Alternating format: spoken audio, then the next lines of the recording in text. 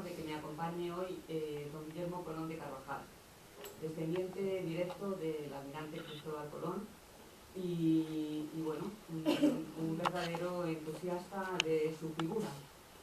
Yo quiero aprovechar para agradecerle públicamente todo el apoyo que me está dando, tanto él como su familia, y toda la ayuda que me han prestado en esta investigación. Simplemente pues decirle que es un honor para mí traerlo a mi tierra, al Bajo Aragón, y que bueno, no tengo palabras suficientes para agradecerle todo lo que está haciendo por dar a conocer mi investigación y por dar a conocer mi trabajo. A partir de ahí creo que me parece que ya está. A partir de ahí, hoy el tema que vamos a tratar, como todo el mundo sabe, es el papel de la familia de Cristóbal Colón en el compromiso de Caspe y su relación con la génesis, su relación con el descubrimiento de América. Es un tema un poquito complejo, entonces he pensado que era mucho mejor prepararlo con imágenes de cara a intentar hacerlo más comprensible para todo el mundo. Después voy a intentar ir rapidito para que después podamos tener un poquito de tiempo. Si alguien tiene alguna pregunta, alguna duda, yo estoy a disposición de cualquiera que necesite que se le aclare algún punto o que quiera ampliar alguna cosita. Pues Carmen, yo creo que esto ya va a estar. Muy bien, pues yo quería en primer lugar darle las gracias a todos ustedes por su asistencia a este acto y agradecer también naturalmente a nuestra conferenciante, que es prácticamente vecina nuestra o convecina, María Luisa Azuara Alloza. Procede de Alcoriza, es nacida en Alcoriza, ha estudiado en Teruel, ha trabajado como técnico de empresas y turismo, creo, como he entendido, en Cataluña. Ha estudiado en Madrid también, me parece recordar. Ha terminado, por lo menos en este momento, está trabajando en Aragón y es escritora, es novelista, tiene varias novelas en su haber con títulos muy representativos de momentos históricos muy interesantes, como por ejemplo una que recuerdo ahora mismo que me parece apasionante por la época a la que se refiere, que es Justicia, en la que está enmarcando la época de Felipe II y un asunto realmente digno de detectives como es el caso Antonio Pérez y de Justicia de Aragón. Otras novelas, El signo de Salomón, Matamoros y Matatoros y una cuestión interesante derivada de este trabajo como novelista es que, como todos los escritores, ha necesitado una preparación documental exhaustiva y a veces la documentación va a parar a la investigación puramente histórica, y creo que precisamente lo que, cuando haya controlado y dominado el demonio... ¿Esto ya está? Pues sí, lo que pasa es que si alguien puede ayudarme un segundito, porque me está apareciendo esto y no sé cómo. ¿Alguien puede ayudar, por favor? Me aparece igual cuando hago la presentación de ¿Vamos a ayudar? No hay ningún... Bueno, pues lo que estaba comentando es que la conferencia que va a impartir hoy Marisa va a girar en torno a la figura de Colón.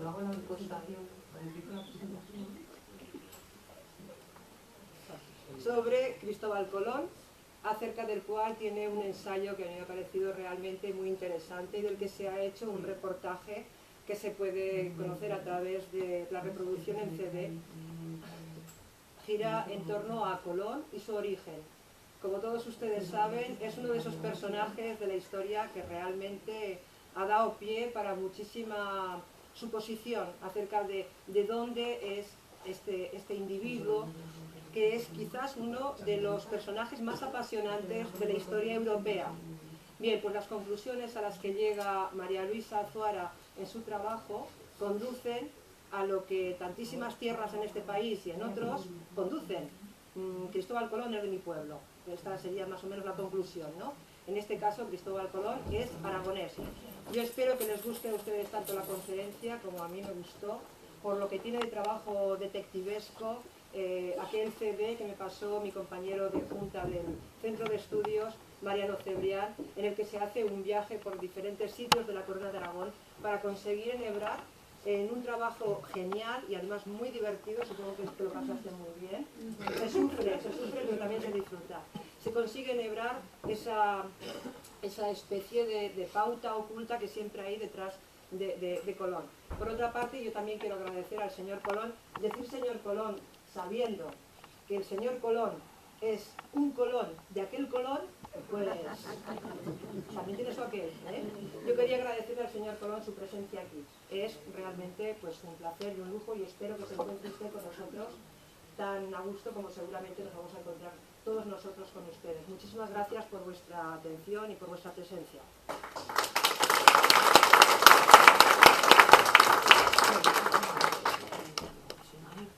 Bueno, pues lo que he intentado, sobre todo con este pequeño montaje que he preparado para ustedes, ha sido que puedan ver en imágenes y con ayuda de lo que yo les vaya explicando, seguir un poquito todo el proceso. Sí tengo que decirles que van a ver algunas fotografías de la investigación que son totalmente inéditas, nunca se han publicado y que me encajaban muy bien en esta conferencia y he pensado que era oportuno traerlas y presentárselas a ustedes. Vamos ya pues a empezar y empezamos lógicamente, como no puede ser de otra manera en Caspe, que en 1412, en la fecha en que se firma el compromiso de Caspe, aquí. ¿Es posible quitar alguna luz? Yo no necesito luz, lo digo para que pueda ver mejor la gente. Fantástico. Bien. El compromiso de Caspe indiscutiblemente es un acuerdo trascendental, fue un acuerdo trascendental para la futura constitución del Estado español. Fue aquí, en este lugar, en 1412, donde se fraguó la unidad de un Estado que posteriormente se llamaría España. Un Estado que no se constituiría hasta 1714. Tuvieron que pasar muchísimos años y muchísimos problemas hasta que se consiguió esa unificación que fue vital para la dinastía Trastámara, la dinastía a la que se eligió y se sentó en el trono de Aragón precisamente en esta ciudad, en Caspe. La dinastía Trastámara que se inicia con Fernando I de Antequera y a la que pertenecía, por supuesto, Fernando II el Católico. Fernando II para los aragoneses, aunque en Castilla fue Fernando V, en Aragón es y debe llamársele Fernando II siempre.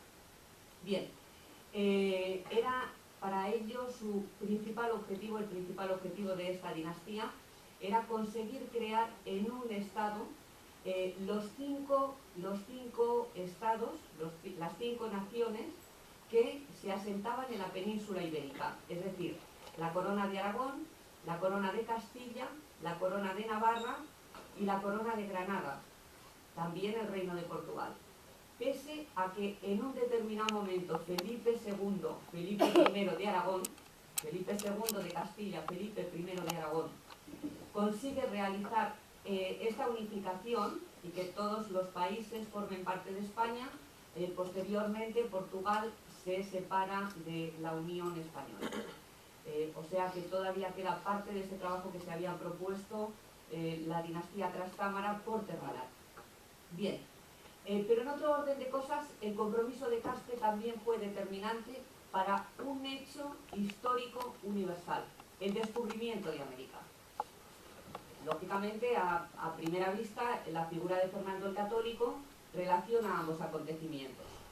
Fernando el Católico era miembro de la dinastía Trastámara, que es elevada al trono de Aragón en el compromiso de Caspe, pero también es quien negocia con Cristóbal Colón las capitulaciones de Santa Fe, en la que se hacen todos los acuerdos y todos los tratos para la empresa del descubrimiento. Además, don Fernando de Aragón aportó los fondos necesarios por medio de Luis de Santángel, que era el tesorero de la Casa Real de Aragón. Nada tenía que ver con Castilla, puesto que la corona de Castilla y la corona de Aragón eran dos países completamente diferentes, completamente independientes uno del otro, y esta situación no la cambia el que sus reyes fueran matrimonio. Cuidado, los estados seguían siendo totalmente distintos. Otra línea de unión que une el compromiso de Caspe con el descubrimiento de América es la línea que une al Papa Benedicto XIII, Papa Luna, para algunos antipapa Luna, Papa Luna, con el Papa Borgia, el segundo Papa Borgia, Rodrigo Borgia, el Papa Alejandro VI.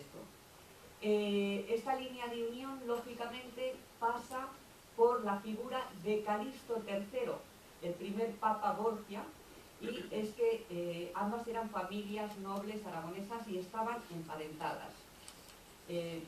Don Guillermo también es Borgia. Toda la nobleza de Aragón ha estado siempre muy unida. No olvidemos que eran simplemente 8 casas de Ricaurría las que había en Aragón y lógicamente emparentaban entre ellas y matrimoniaban entre ellas. Bien, pero existe un tercer eslabón, existe una tercera línea que une directamente el descubrimiento de América con el compromiso de Caspe. Ahora bien, para probar esta línea es imprescindible determinar quién era Cristóbal Colón, puesto que esta línea tiene que ver con su personalidad antes de cambiar su nombre, antes de instituir su mayorazgo, instituir su casa nobiliaria y llamarse Cristóbal Colón. Entonces, la línea tiene que ver en cuanto a que su familia tuvo un papel preponderante en el compromiso de Caspe. Vamos a ver primero de todo, pues, quién era Cristóbal Colón. Bien, su hijo, don Hernando, declaró en la biografía que escribió sobre su padre que había nacido en Janua y que era miembro del linaje Terra Rubra. Concretamente dice, Janua cui patria, este nomen, cui Bartolomeus Columbus de Terra Rubra, está hablando de su tío. Terra Rubra, en esta construcción latina, jamás de los jamases puede ser su cuna o el lugar donde nació. Va detrás de Columbus, por tanto tiene que ser el linaje de la familia. Queda muy claro ahí que la patria de Colón es Janua. Ahora bien, don Hernando utiliza el término Janua, que no Genua, que era como se escribía en aquella época, en latín, la ciudad, el nombre de la ciudad de Génova. Aquí lo tienen concretamente con un plano de Génova del siglo XV y vean cómo está escrito Génova. Y es que Janua no se corresponde con la ciudad de Génova, ni mucho menos. Janua se corresponde con los antiguos territorios de la marca januense, marca instituida por el emperador Otón I y que le corresponde a Oberto. Es la marca de los obertengos, como los conocemos en la época actual, pero que su nombre propio es marca de Janua porque se le entrega a la familia de los janeos, o más bien anteriormente la familia de los janeos les había dado nombre, pero no es el caso. Bien, Génova, como pueden ver ustedes, era un pequeño, era una porción de territorio muy pequeñito, aquí lo tenemos en rosa más fuerte, y Janua era un territorio muchísimo mayor. Era un territorio que ocupaba gran parte de la Lombardía, parte de las Marcas, la isla de Córcega, una parte de la isla de Cerdeña y los territorios que había en el Levante, los territorios que los genoveses habían conquistado durante las cruzadas. Bien, esto se debe a un problema que ocurrió en Italia, y es la lucha entre papas y emperadores.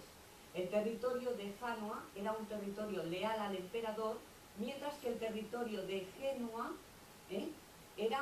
obedecía al obispo, intentaba independizarse del imperio y era leal al papa.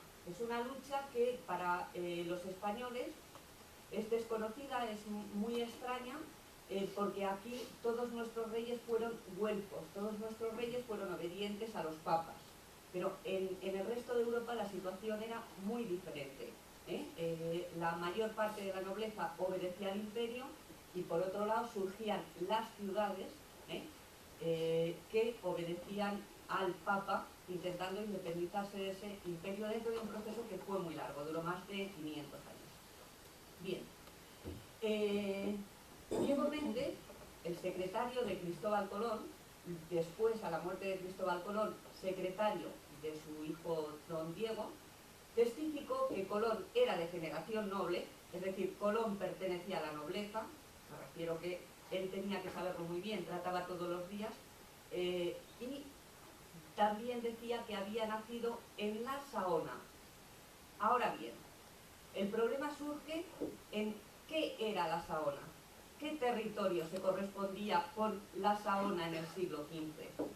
Ya sabemos que a partir del siglo XIX, con los movimientos nacionalistas que ha habido, nos han vendido que la Saona era la ciudad de Savona. O sea, como si la gente en el siglo XV no supiese escribir, o no supiese cómo tenía que escribir una determinada población. No, mire, Savona se escribía ya en el siglo II, en todos los mapas, Savona con V, y la Saona se refería a otro territorio completamente diferente. En concreto, la Saona se refería a las islas de Córcega y Cerdeña, se correspondía con el obispado que dependía del obispo de Pisa, del primado de Pisa, que era primado de Italia, y era la máxima autoridad eclesiástica en Córcega y Cerdeña durante el periodo pisano. Sigue existiendo. ¿Ven este señor que está al fondo de la foto? Bueno, pues sigue existiendo a día de hoy. Este señor es el actual arzobispo de la Saona, Monseñor Dominique Manberti, y por cierto es el tercer poder del Vaticano. Es el jefe de Relaciones Exteriores del Vaticano. ¿Qué ocurrió? En este momento la Saona se llama Sagone y ocurrió que la República de Génova le vendió el territorio que poseía en Córcega a Francia, al rey de Francia, y el nombre se afrancesó, con mucho más motivo para no confundirlo con otro término que es de Francia, que es la zona de Saona y el río Saona, el río Sena, con la zona de Francia que nace en el lago Geneva. Bien, durante el siglo XV, el capítulo episcopal de la Saona se asentaba en la ciudad corsa de Corte. Allí permaneció hasta la firma del concordato napoleónico. Sin embargo, la sede del obispo en Corte estaba el capítulo. Luego explicaré por qué, porque la situación era muy conflictiva, estaban en una situación de guerra y el capítulo se asentaba en un sitio porque eran ciudades muy pequeñitas, no eran grandes ciudades como ahora, y porque la ciudad de Saona, donde se había asentado anteriormente, se destruyó en esta guerra. Entonces, el capítulo del arzobispado se asentaba en Corte, pero la residencia del obispo se asentaba en Calvi, y sigue estándolo a día de hoy. O sea, que es que no ha cambiado nada desde el siglo XV, sigue siendo exactamente el mismo. Bien, la ubicación de la sede de Corte Calvi viene determinada por la destrucción de la ciudad de Saona y por estar Cerdeña, que es la otra parte que corresponde a la Saona, bajo ocupación aragonesa. Córcega y Cerdeña habían constituido la Saona de Pisa hasta 1282, y una Saona, los genoveses posteriormente la llaman Mahona, cambian la S en M, simplemente es un protectorado, lo que en la actualidad conocemos por un protectorado. Un Estado que sigue siendo soberano, pero que no tiene suficiente poder para defenderse y se halla protegido por una potencia superior. Bien, la situación de Córcega y Cerdeña viene definida porque eran estados cuya propietaria era la Iglesia Católica. El emperador Ludovico Pío, para que el Papa le coronase, le invistiese emperador en un momento en que no era aceptado, le da los territorios de Córcega, Cerdeña, Sicilia y Nápoles. Estos se suman a los estados papales que le había donado anteriormente Constantino.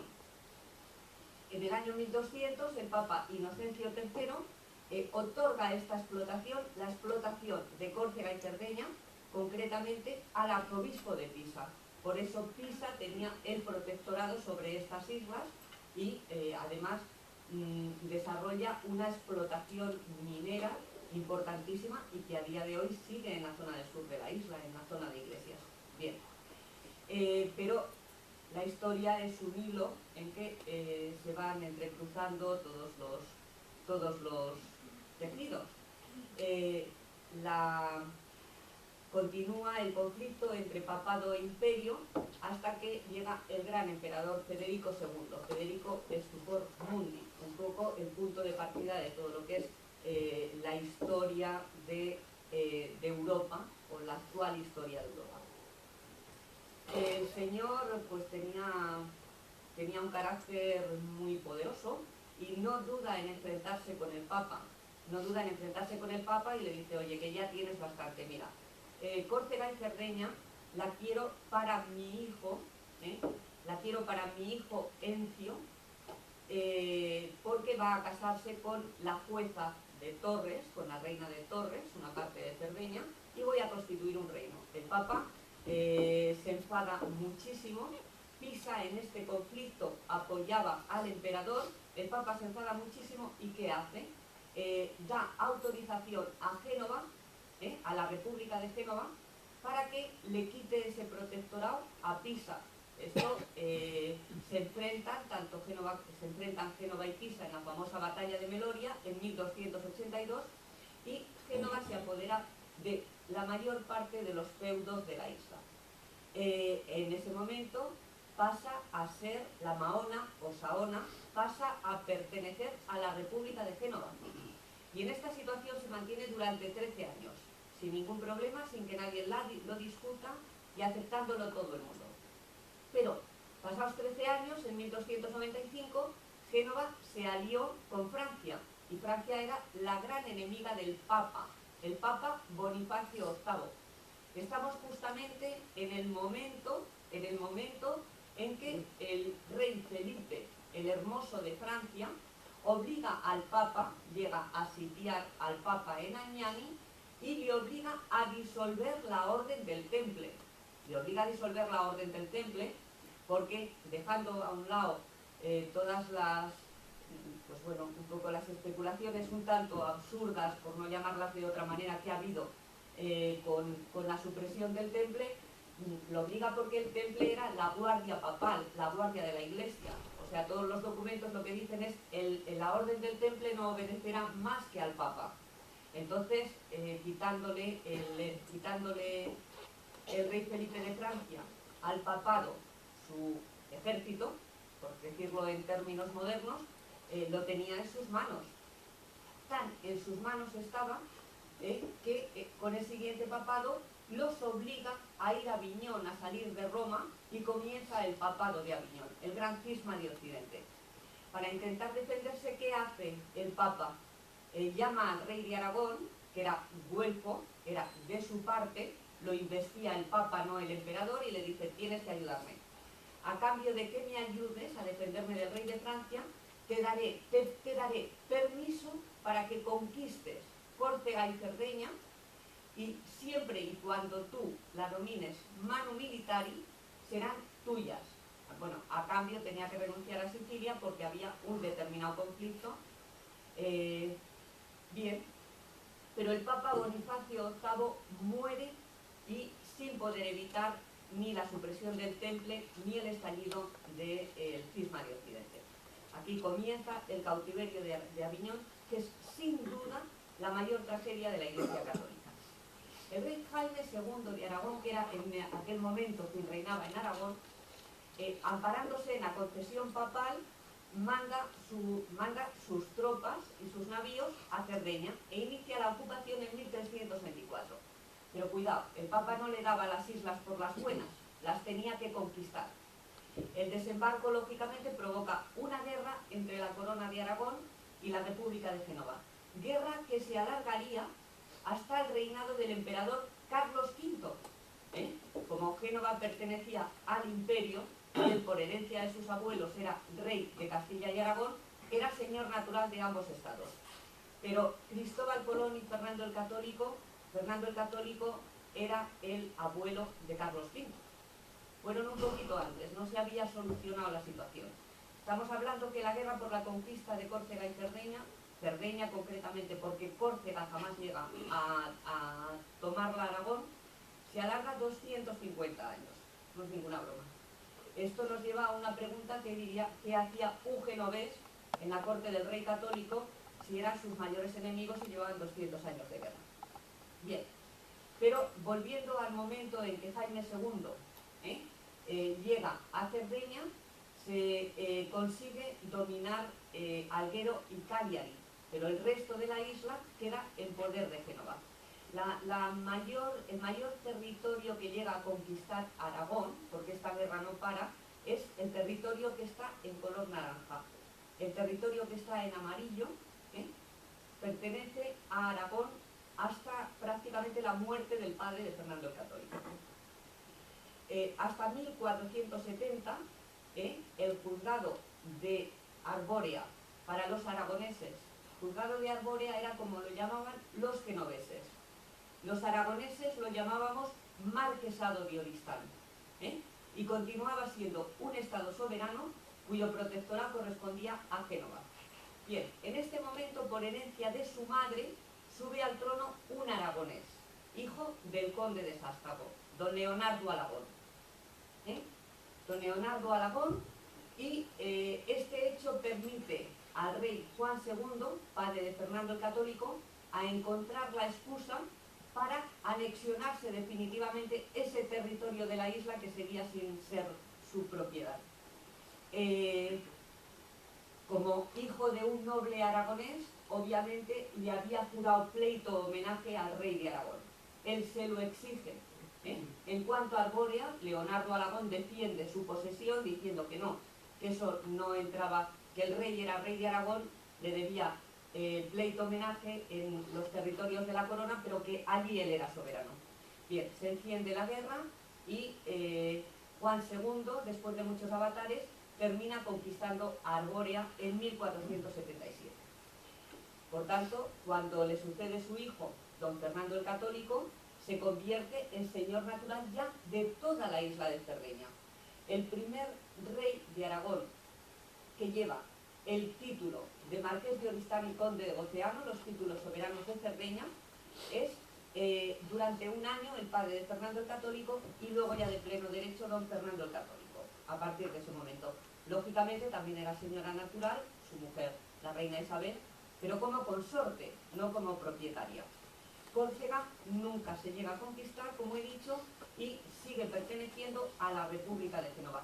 Y sigue perteneciendo hasta 1760, en que la República de Génova se la vende a Francia. Por tanto, Córcega nunca es aragonesa. Ahora bien, en los documentos oficiales los reyes católicos catalogaban a Colón de súbdito y natural. Esto determina totalmente que para ser genovés, Cristóbal Colón lo que se declara siempre es genovés, y hasta el año 1892, que es el cuarto centenario, pero no, 1927 no aparece el primer dato en que se dice que Colón es catalán, y este dato lo dice un peruano y tiene como muchas cosas de distinto. Siempre, tanto Cristóbal Colón como todos sus contemporáneos y durante 400 años dijeron que el descubridor era genovés. El único modo en que un genovés podía ser súbdito de los reyes católicos era naciendo en Cerdeña y en la parte exclusivamente de la isla de Cerdeña que pertenecía a la República de Génova, es decir, en el juzgado de Arbórea o marquesado de Oristán. Bien, los documentos indican a todas luces también y apoyan totalmente que Cristóbal Colón fue un genovés nacido en Cerdeña. Ahora bien, si recuerdan, su hijo Hernando escribió que el linaje de su padre era el linaje Terra Rubra. el paso lógico es averiguar si en Cerdeña se había asentado algún miembro de la familia Terrarubra, o Terrarrosa, que es su nombre en italiano. Terrarubra es en latín. Bien, los Terrarubra o Terrarrosa son uno de los linajes nobiliarios más importantes de Italia. Descienden de la estirpe malaspina, los soberanos de Massa. Massa Carrara, la zona de Massa Carrara, la zona de la Lunigiana. Es una zona que está un poquito al norte de Florencia, muy cerca de Pisa y un poco al sur de Génova, pero limítrofe con todos estos lugares que yo les digo. Aquí lo tenemos, aquí si pueden verlo. Este es precisamente el título imperial, el título que les da el emperador reconociéndoles todos los títulos. Y este otro documento, el que tenemos el que está a la izquierda, es la biografía, la crónica que lleva la familia Malaspina de su familia, en que precisamente dice que los príncipes senesen son a los que les corresponde el marquesado de Terrarubra. Bien, el territorio originario, porque siempre un título y un linaje va unido a un territorio, estamos hablando de la época feudal, estamos hablando del imperio y de la época feudal. El territorio en el que se origina el título está en el marquesado de Massa, en esta región de Italia, donde yo les digo, muy cerquita de Lucca, Massa, Carrara, Génova, Pisa, Siena, Florencia, en este círculo. Pero los Terrarrosa, además de tener su propio territorio feudal en Massa, bueno, pues un buen día un Terrarrosa se casa con la hija del juez de Cagliari. Como existe la ley sálica en el territorio de Cerdeña, no se convierte ella en heredera porque no tiene hermanos. No puede reinar, pero sí puede transmitir sus derechos, y el juez de Cagliari es Guglielmo I de Massa, que hereda este estado de su madre Giorgia de la Congunale, o Giorgia de la Conigunale, que era el apellido de los jueces de Cerdeña. Bien, los restos de los jueces Malaspina de Terrarrosa descansan en la catedral de Cagliari. No hay que buscarlos en ningún sitio raro, me refiero. Las catedrales y los recintos religiosos, una de sus funciones principales era como el mausoleo, era como lugares de enterramiento. Tenían multitud de posesiones en toda Cerdeña, no solamente en Cagliari, sino que tenían castillos tan importantes como el que hay en Bosa, en la costa este de la isla. Bueno, es una verdadera maravilla. Esta es una foto robada, porque no se pueden hacer fotos ahí, pero desde luego las fotos que hay en la capilla son verdaderamente espectaculares en la capilla. Estas son las pinturas de la capilla del castillo de Bosa.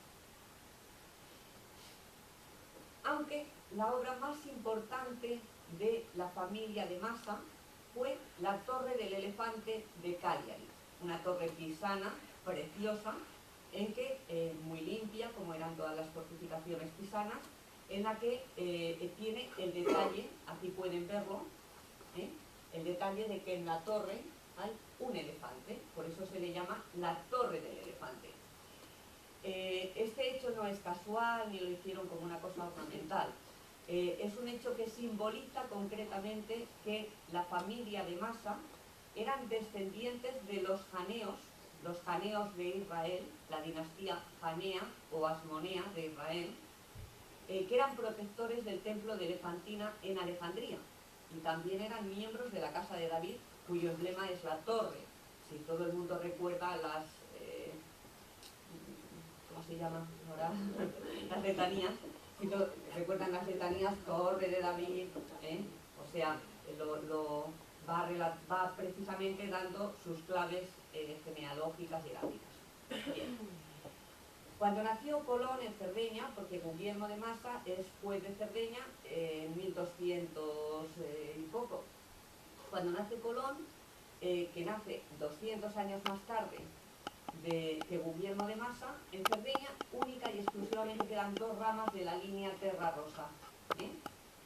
Los Massa de Liciana, que todo el mundo va a caer enseguida quién son, porque forman parte de la nobleza aragonesa, de la importante nobleza aragonesa y de importantes héroes de nuestra historia. Maza de Lizana se convierte en Masa de Lisana en Cerdeña, y cuando llega a Valencia, porque se asientan en la zona de Valencia, se convierte en Maza, que se va suavizando, va cogiendo potencia y se convierte en Maza de Lizana, y lo conservan a día de hoy.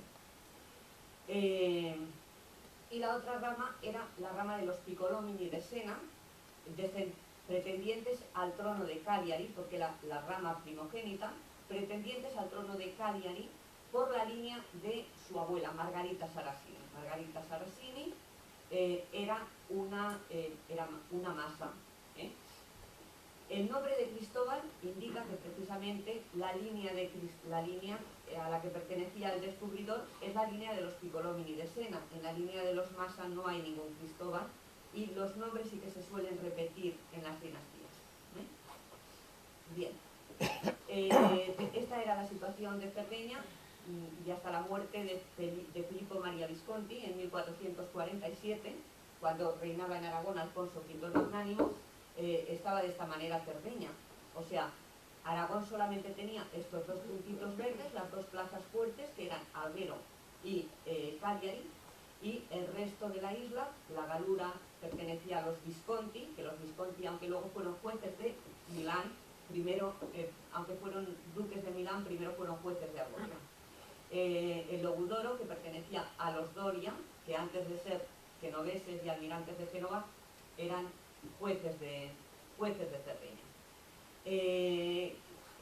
Cagliari, el juzgado de Cagliari, que pertenecía a la familia Piccolomini de Sena, y por fin los Arborea, que lo acaba de heredar un Aragón, un hijo del conde de Sástago, por su madre, segunda mujer del conde de Sástago, Benedetta Cubello, que es la heredera de ese juzgado, de ese pequeño reino sardo. Bien, la residencia oficial de los Piccolomini de Sena es el castillo de San Nuri. No olvidemos que Cagliari, la capital de su estado, la había conquistado Aragón y ellos estaban fuera. Entonces toman como vivienda San Nuri, y San Nuri lógicamente es, con la mayor de las probabilidades, la cuna de Cristóbal Colón.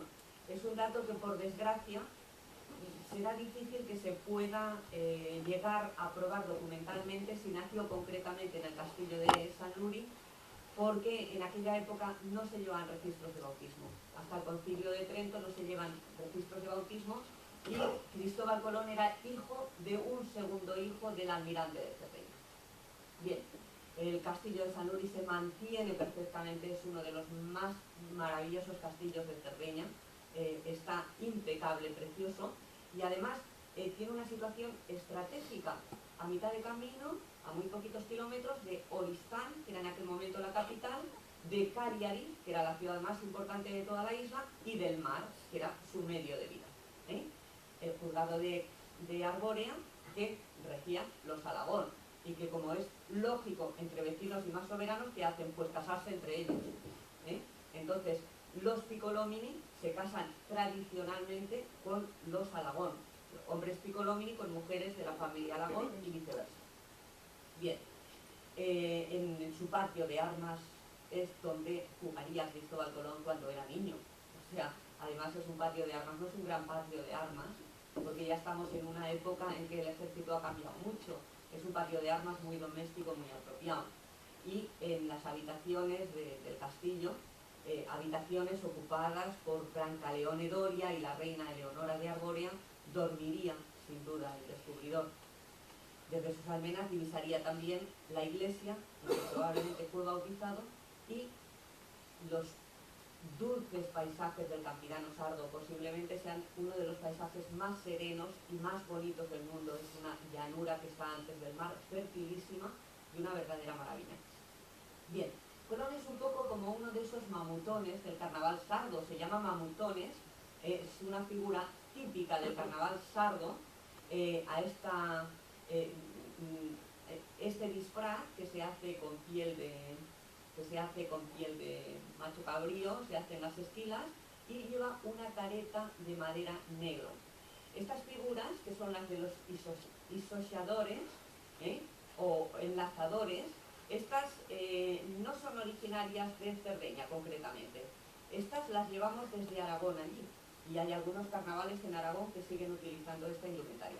Pero la del mamutón sí que es típica de ahí, de la isla. Por tanto, Colón no mentía cuando escribía que siendo yo nacido en Génova, les vine a servir aquí a Castilla. Y es que el castillo de Sanlúri pertenecía a la jurisdicción de Arbórea, que era en aquel momento un protectorado que se hallaba, era un protectorado de Génova. No hay que hacer no hay que extrañarse de esta situación. Era exactamente la misma situación que tenía el reino de Granada con respecto a Castilla. Y, lógicamente, se considera una gran hazaña que la reina de Castilla se anexione el reino de Granada. Tiene mucha más rimbombancia porque el reino de Granada era un reino musulmán y estaba la cuestión de las cruzadas y la gran pelea con los musulmanes. Pero lo que buscaba todo rey era conseguir el mayor territorio y la mayor soberanía. Este era su papel. Tan cierta era la legalidad genovesa sobre una parte de la isla, que el principal feudo de la familia Doria en la isla se llamaba Castel Genovese, o Castel Genovés. Este nombre se le cambia en 1478 y pasa a denominársele Castel Aragonese. Cuando se firma el Tratado de Utrecht en 1714 y Cerdeña pasa a ser italiana, se le cambia el nombre y se le vuelve a llamar y se le llama Castelsardo. Bien, hay un detalle curioso porque en la catedral de Alguero se conservan las lápidas del siglo XV, XVI y XVII. Y estas lápidas, lógicamente, están escritas en las lenguas que se utilizaban en la isla en aquella época. Estas lenguas se limitan a dos: el latín y el castellano, que entremezcla palabras y expresiones en lemosín. A ver, aquí hay una cuestión bastante punzante, porque Cataluña intenta apropiarse de todas las lenguas de la Corona de Aragón. En la actualidad se dice que este idioma es catalán, el aragonés es catalán, el valenciano es catalán. Bueno, pues esta discusión ya existía en el siglo XV entre los humanistas de la época. Y los humanistas de la época, y ahí están los textos, decían que su lengua no era el catalán, sino el lemosín, es decir, el occitano, el provenzal. Y de esta lengua, precisamente, del occitano, que se hablaba en toda la Corona de Aragón, no solo en Cataluña, sino en el Reino de Aragón, en el Reino de Valencia, en el Reino de Mallorca, en el Principado de Cataluña y en los territorios del sur de Francia, precisamente de esta lengua, este tronco madre, el lemosín, derivan los actuales catalán, valenciano, mallorquín y aragonés. Por tanto, tienen razón los valencianos cuando dicen que el valenciano no es catalán. Tienen toda la razón y es de justicia dársela. Precisamente en la zona de Alguero se sigue manteniendo, y se sigue manteniendo con toda la pureza. Y yo he estado muchísimas veces allí y les garantizo que es muy diferente la lengua que se habla en Alguero con el catalán que se habla en Cataluña, y he vivido 15 años en Cataluña, o sea que conozco muy bien el catalán y lo hablo perfectamente. Y es muy diferente en muchísimos matices, pero todas sí derivan del occitano. Por eso hay una lengua común, se parecen como el valenciano se parece al mallorquín o como el valenciano se parece al catalán, pero no derivan del catalán, sino del lemosín u occitano. Hecha esta aclaración, y es importante porque Cristóbal Colón no escribía en catalán, escribía en castellano utilizando una palabra salpicada en lemosín. Podía ser catalán, podía ser valenciano, podía ser mallorquín. Si a ello, según el estudio que hace Ramón Menéndez Pidal, le sumamos la tendencia que el descubridor tenía a terminar las palabras en u, a decir, por ejemplo, deseo por deseo, que es una característica única y exclusiva de la isla de Cerdeña, yo creo que más claro parece imposible. Obliga desde luego a plantearse la cuna sarda del descubridor de América. Patria genovesa, pero cuna sarda. Hay todavía otro dato que apoya esta tesis, es que Hernando Colón dijo que su padre limó el apellido para componer el nuevo nombre de su casa. La palabra limar lleva implícito, limar es este gesto, o sea, a ver, no se lima así ni se lima así, se lima así, o sea, lleva implícita la acción de cortar algo por delante y por detrás. Por tanto, si a Piccolomini le quitamos la primera y la última sílaba, tenemos el nombre del descubridor, Colón, que no olviden ustedes que en todos los documentos papales y todos los documentos de la Corona de Aragón, a Colón se le denominaba Colón, con M. Solamente en Castilla se le denomina Colón, como corresponde en esa lengua. Es más, en una cláusula de su testamento, Cristóbal Colón ordenó a su heredero, don Diego Colón, o quien lo heredara, que tenga y sostenga siempre en la ciudad de Génova una persona de nuestro linaje que tenga allí casa y mujer. No se conoce ningún Colón que viviese en la capital, en Génova. En la ciudad de Génova no hay ninguna referencia, no hay ningún dato de que ningún Colón haya vivido allí nunca. En cambio, durante siglos hubo miembros de la familia Colón en Cerdeña. El más destacado de todos ellos fue don Pedro Nuño Colón de Portugal y Castro, virrey de Cerdeña en 1706. Era descendiente directo del descubridor por la línea de su nieta Isabel. Hubo varias mujeres Colón que vivieron en la isla de Cerdeña y están perfectamente documentadas. Más todavía, Colón consideró que Cerdeña pertenecía a Génova hasta el mismo día de su muerte. En su codicilo testamentario hizo escribir al notario que tenía que entregar unas cantidades de dinero a toda una serie de gente y dice, primeramente, a los herederos de Jerónimo del Puerto, padre de Benito del Puerto, si hay en Caller, si quedan en Caller algunos de estos herederos, si hay en Caller, en Génova, 20 ducados o su valor. Mire, aquí pueden todo. Primeramente, la letra de la época de los Reyes Católicos es infame porque es muy difícil. Yo comprendo al pobre paleógrafo que hizo la transcripción, que no hiciera la transcripción correctamente, pero es verdaderamente difícil porque todavía es una letra muy árabe, con una gran influencia árabe. A los herederos de Jerónimo del Puerto, padre de Benito del Puerto, si hay una contracción ahí, si hay en Caller, utiliza la contracción, Caller, en Génova, miren las dos comas perfectamente claras aquí, 20 ducados o su valor. Caller era el nombre de Cagliari, el actual Cagliari, en el siglo XV. O sea, no hay confusión posible. Caller solamente había una y era la capital de la isla de Cerdeña. Otra de las pruebas sobre la identidad de Colón se relaciona con Juan Antonio Colombo. Cristóbal Colón da el mando de la tercera de sus naves en el tercer viaje a un pariente suyo que llama mi pariente Juan Antonio Colombo. Muy bien. Y esto lo escribe Cristóbal Colón, lo escribe su hijo Hernando, lo escribe el padre de las Casas y está totalmente relacionado. Pero curiosamente, en un juicio que hay en 1532 en Sevilla, por unas perlas que se habían cogido, un litigio que hay por unas perlas que se habían cogido en el Nuevo Mundo, con don Alfonso de Osorio, platero, vecino de Sevilla, a Juan Antonio Colombo, que llama Cristóbal Colón, se le denomina Juan Antonio Piccolomini.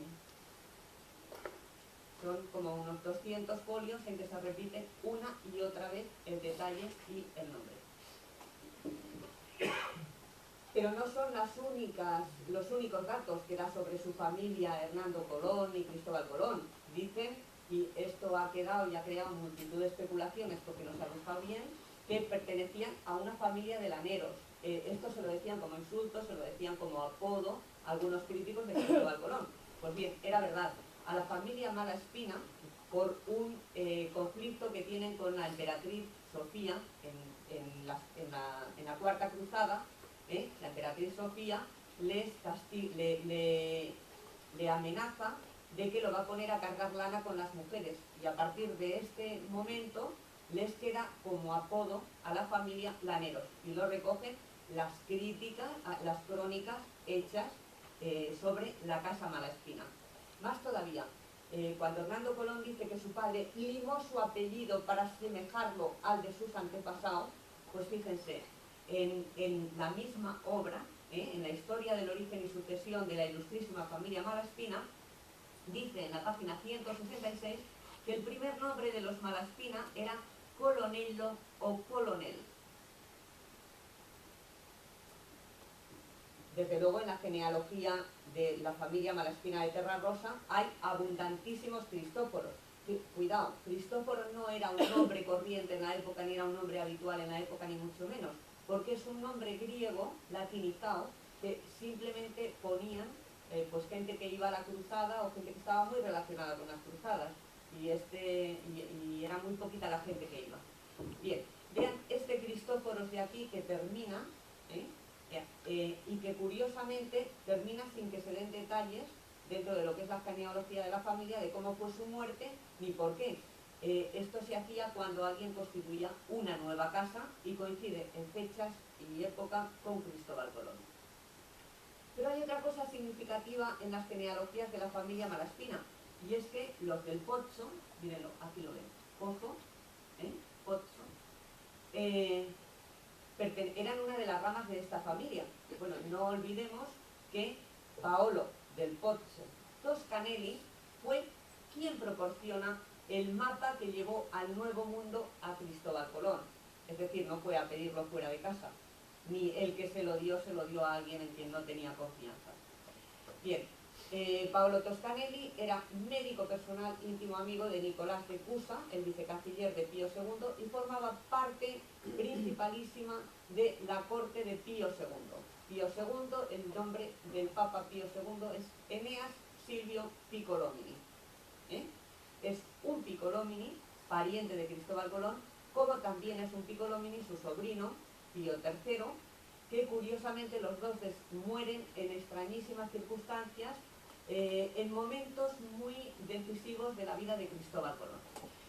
Cristóbal Colón, y esto está certificado, tuvo una intensa relación con ambos papas. Del Papa Pío II, que era un geógrafo, es el autor de la historia Rerum Ubique, en un momento en que se acaba de inventar la imprenta.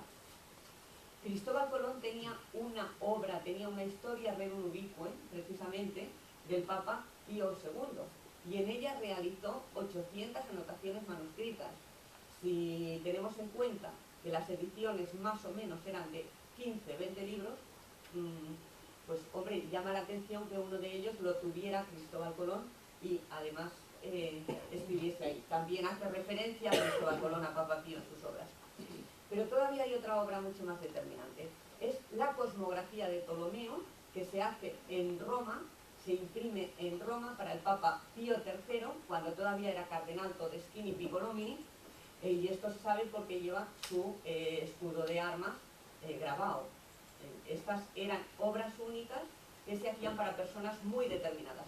Esta obra la tiene Cristóbal Colón, firma en ella y hace anotaciones en ella, firma con su firma, de después de venir de América.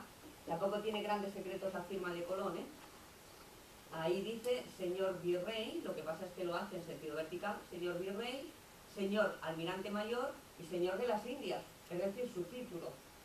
No hay que ir muy lejos porque el propio Cristóbal Colón explica en su mayorazgo a su hijo cómo tenía que firmar y el significado de su firma.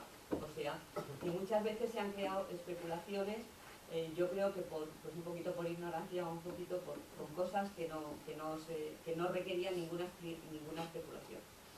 Bien.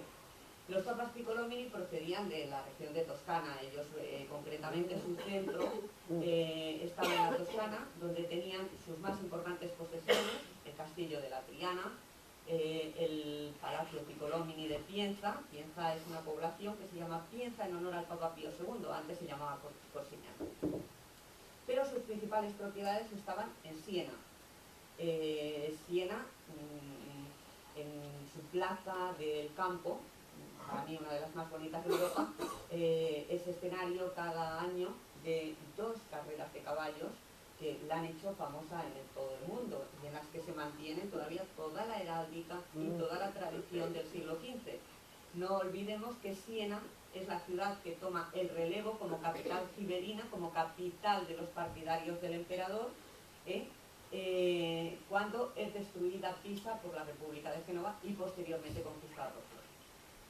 Bien, Siena conserva los palacios intactos. Siena es una ciudad que sigue manteniendo intacto todo el casco histórico. Sobresale allí el Palacio Saracini de la familia de la bisabuela de Cristóbal Colón, la que tiene los derechos al trono de Cagliari. Aquí vemos todas sus figuras heráldicas y la residencia es una verdadera maravilla, o sea, una residencia, por supuesto, digna de los pretendientes al trono sardo. También encontramos en Siena el Palacio Bandini Piccolomini, un palacio tan importante que hoy en día no ha podido más que comprarlo una banca, la banca de Paschi, es la segunda banca de Italia, para que sea su sede para toda Italia. Y también tenemos el Palacio de los Tolomei. Los Tolomei son los descendientes de Cleopatra de Egipto y de Marco Antonio. Ellos tienen 2 hijos a los que se les permite asentarse en Siena, concretamente se le dan allí propiedades y territorios. Curiosamente, la iglesia que pertenece a la familia Tolomei es la iglesia de San Cristóbal. Tampoco olvidemos que San Cristóbal significa Cristo en lo alto. Y es curioso porque por toda Siena, como en Cagliari, encontramos habitualmente y por todos los sitios el emblema del elefante con la torre. Otra vez el templo de Elefantina y la torre emblema de la casa de David. Bien, los Piccolomini eran una de las familias principales de Siena. Había poquitas familias nobles y los Piccolomini eran una de las más importantes. De forma discreta pero constante, aquí podemos verlo en la sillería del coro de la Catedral de Siena, la catedral que es la propiedad, porque la hace hacer el Papa Pío II, que es la propiedad de ellos, y ellos, aquí con la estrella de David, su escudo insertado en la estrella de David, ellos continuamente dan signos, detalles y alardean de su ascendencia canea. O sea, no es ninguna broma descender de la casa de David de Israel. Nada tiene, por tanto, de extraño que en Siena se lleve siglos manteniendo que Colón estudió en su universidad.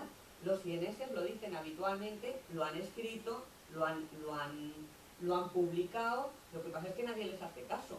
Bueno, todos los datos que yo les he dado hasta ahora los dio Cristóbal Colón y su hijo Hernando. La reacción cuando se empieza a estudiar la figura de Cristóbal Colón en el siglo XIX es decir, bueno, era mentira, era más fácil decir es mentira que buscar los datos y confirmar si era verdad o si era mentira, que yo creo que es lo de justicia. Nadie va a conocer mejor a Colón que él mismo y los suyos. Bien, Colón, por supuesto, la familia Piccolomini es una familia importantísima. Galileo Galilei pertenecía a esta familia. Su madre era una Piccolomini, Amanati Piccolomini. Y cuando tiene el proceso en Roma, cuando tiene el proceso por herejía en Roma, lo acogen y lo salvan de una muerte segura los Piccolomini en su casa. Esta fotografía está hecha precisamente en lo que es la antigua Academia de los Intronati, con las obras de Galileo Galilei que escribió allí. O sea, como pueden ver, obras perfectísimas.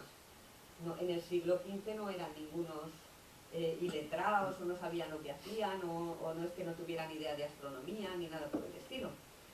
Bien, en Siena entonces no había todavía academia. Las academias son un fenómeno que traen los griegos al Concilio de Florencia, pero hay academias en Florencia y se funda también una academia en Roma, academia cuyo fundador junto al cardenal Bessarion y Nicolás de Cusa es precisamente el Papa Pío II, es la Academia de Pomponio Lato en Roma.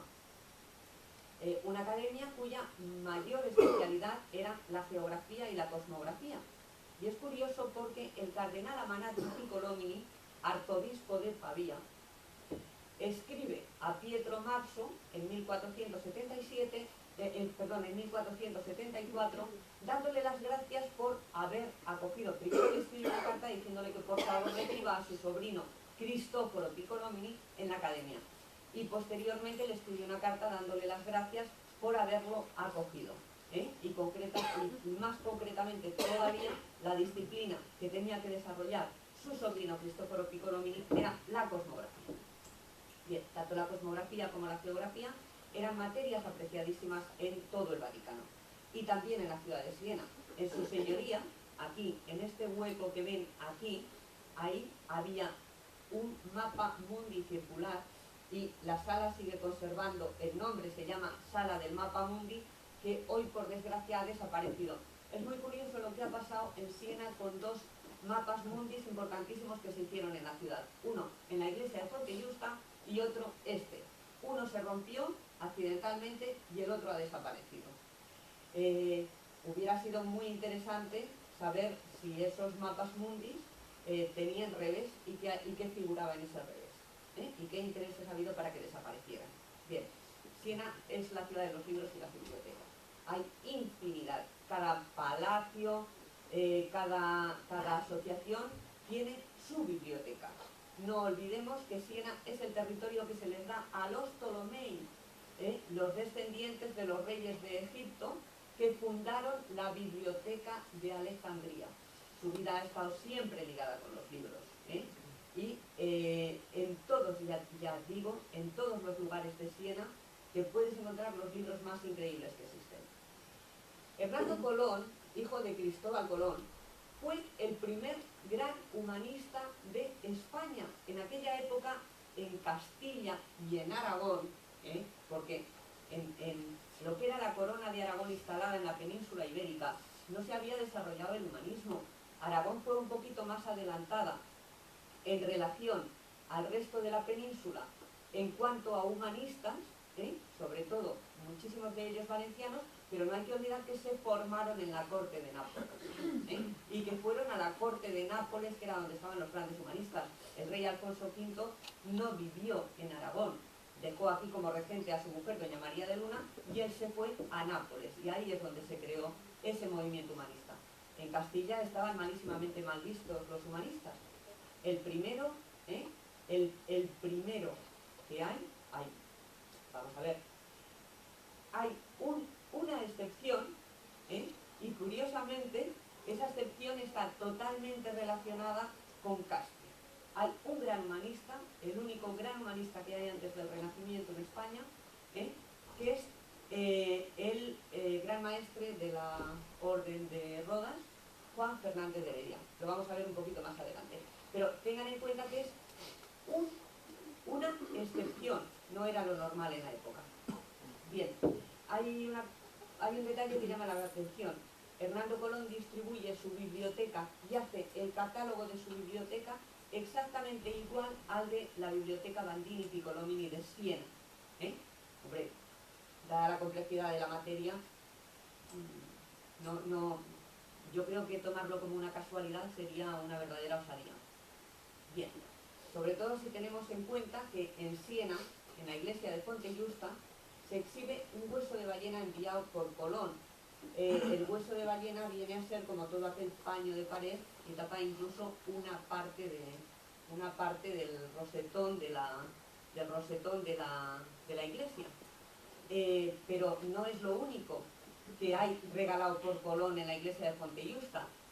Allí se exhiben otra serie de objetos regalados por el descubridor a la Virgen de Fonte Giusta como esvoto por ayudarle en el descubrimiento.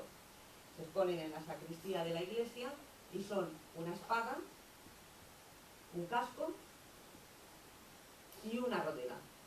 Posiblemente, imagino siendo un esvoto, serían los que llevó el descubridor al pisar el Nuevo Mundo.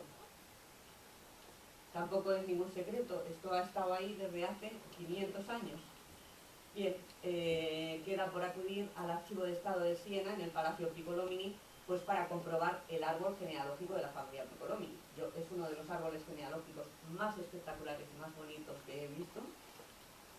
Y en ellos, como no podía ser de otra manera, aparece, lógicamente, el fundador, el iniciador de la dinastía Piccolomini en Cerdeña, Cristófano de Juan, que era el bisabuelo de Cristóbal Colón.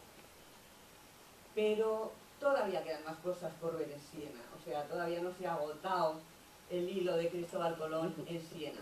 Dentro de la catedral tenemos la librería Piccolomini. Librería Piccolomini, todas las esculturas que ven aquí son hechas por Miguel Ángel, librería que hizo levantar el Papa Pío III, para guardar todos los libros de su tío Pío II. Lo primero que vemos en la librería Piccolomini, sobre la puerta de entrada, antes de entrar siquiera a la librería, vemos la coronación de Pío III. Y justo aquí, esta figura que ustedes ven aquí, es el nuevo tifis. El nuevo tifis contemplado por un cansardo. Precisamente ese pequeñito cansardo es uno de los símbolos de Cerdeña. Se utilizaban símbolos totémicos en aquella época para representar, igual que a España se la representaba con un toro. Muy bien, pues el símbolo de Cerdeña es este pequeño animalito típico, desde muy antiguo, desde antiguamente, o sea, no era una cosa de la época. Y en cuanto a qué es el nuevo tifis, lo sabemos por una sencilla razón, porque el autor de ambas obras es Il Pinturicchio, y Il Pinturicchio hace otra obra que es El regreso de Ulises, en que representa el momento que Ulises llega junto a Penélope y le da el relevo al nuevo tifis. Cuidado, no confundir al nuevo tifis con el tifis piloto de la nave Argos de la mitología, sino que siempre hay que ponerle el nuevo delante, y es muy importante que sea el nuevo tifis porque en el libro de las profecías, la única obra escrita por Colón, el mismo Colón indica que él es el nuevo tifis y que en él se ha cumplido la profecía que habían adelantado Virgilio y Séneca, y que él era el nuevo tifis que había sustituido a Ulises y aflojado los nudos del océano para encontrar la tierra que se ocultaba más allá de la última Thule. El marqués de Buscaiolo, en una obra que escribe para la reina doña Mariana de Austria, también denomina a Cristóbal Colón el nuevo tifis de la Liguria. O sea, lo llama de la misma manera. Y era genovés también el marqués de Buscaiolo. Pero ya dentro de la capilla, en el interior de la capilla, sigue habiendo sorpresas en Siena con respecto a Cristóbal Colón. Los frescos pintados en sus paredes son una verdadera maravilla, son una obra espectacular del Renacimiento y recrean la vida y la obra del Papa Pío II. Bien, pues en la vida y la obra del Papa Pío II, por ejemplo, en el momento en que recibe al emperador Federico III y a su prometida, la infanta Leonor de Portugal, en Siena, vemos otra vez aquí, entre los dos caballeros, vemos aquí al nuevo tifis. Podemos verlo un poquito más claro en el detalle. Y en la coronación del Papa Pío II, otra vez nos aparece aquí, entre medio de la multitud, el nuevo tifis. Pero no se acaba ahí. En la canonización de Santa Catalina de Siena aparece en primerísima línea un nuevo tifis jovencito, porque es de los primeros hechos que tenemos. Y volvemos a encontrar el nuevo tifis de forma destacadísima aquí, montado sobre un caballo bayo, mientras el Papa ya se dirige a Ancona para desarrollar la cruzada. Fíjense que el nuevo tifis sujeta, va montado sobre un caballo bayo, que son los caballos típicos de Cerdeña, y sujeta un perro, que en esta ocasión no es un cansardo, en esta ocasión es un lebrel. Un lebrel que, curiosamente, el lebrel, aquí tenemos la proclamación de la Carta de Logu que está colgada en el Palacio Real de Cagliari, y el lebrel, emblema de los Arbórea, aquí en primera línea porque era su animal totémico.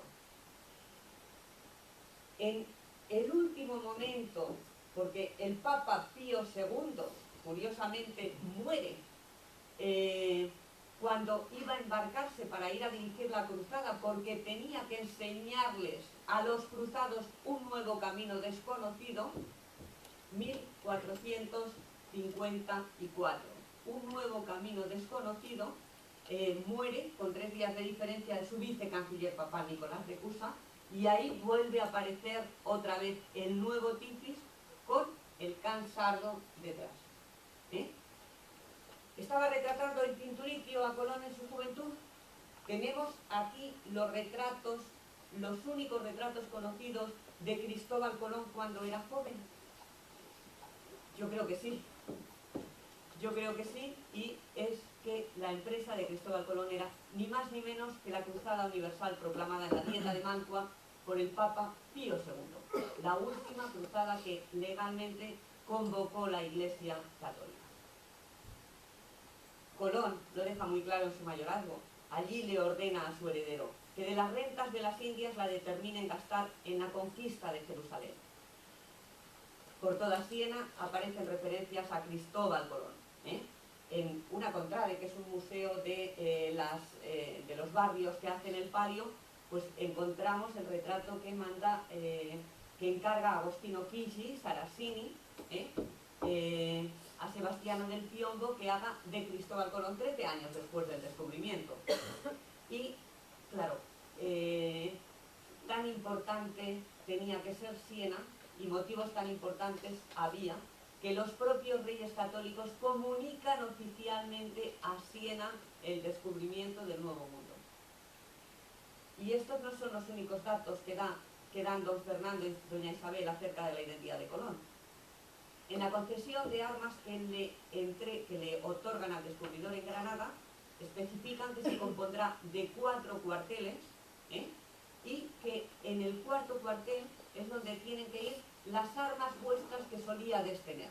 Es decir, solíades, no que soléis, sino que solíades, que habíais tenido, que vuestra familia había tenido o las que os vienen por vuestra familia. Mucha gente toma esto que se llama entado caído en punta, por las armas de Colón. No puede ser, los reyes católicos no hablan de ningún entado caído en punta. Los reyes católicos hablan exclusivamente de 4 cuarteles y que en el 4.º tienen que ir sus armas. Por tanto, las armas tienen que ser las ancoras. Ese entado caído en punta que hemos visto le da la concesión el emperador Carlos V al hijo de Cristóbal Colón, a su hijo Diego, y en concreto son las armas de doña Felipa Munir, porque él añade las armas de su madre. Y aquí viene a la memoria, obviamente, una frase que escribió Cristóbal Colón, que es: yo no soy el primer almirante de mi familia. Es más, en todos los monumentos italianos a Cristóbal Colón se le representa siempre con el áncora,